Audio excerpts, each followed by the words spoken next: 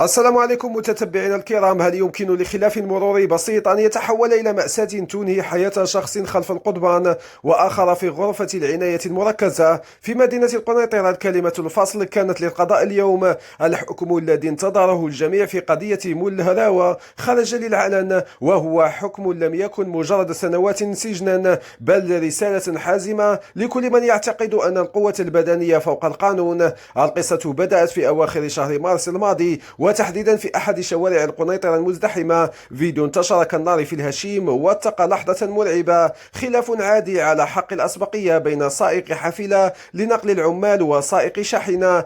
لكن وفجأة تحول المشهد إلى ساحة جريمة، حيث استل المتهم أداة صلبة ووجه ضربة غادرة ومباشرة لرأس الضحية. النتيجة: كسور في الجمجمة، إصابة بالغة في العنق، ونزيف داخلي وضع السائق بين الحياة والموت في وضعية حرجة للغاية. غرفة الجنايات الابتدائية بمحكمة الاستئناف بالقنيطرة، وبعد جلسات ماراثونية وتدقيق في شريط الفيديو، قررت إسدال الستار على هذه القضية بصدمة للمتهم. الحكم جاء قاسيا: 15 سنة سجنا نافذا بتهمة جناية محاولة القتل العمد. ولم يتوقف الأمر عند هذا الحد، بل ألزمت المحكمة الجاني بأداء تعويض مادي قدره 10 ملايين سنتيم لفائدة الضحية في محاولة لجبر ضرره الجسدي والنفسي العميق.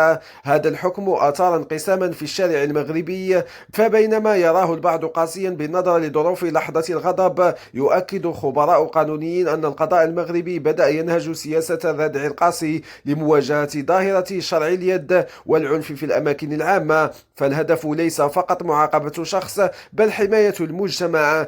شكرا للمتابعة، والسلام عليكم ورحمة الله.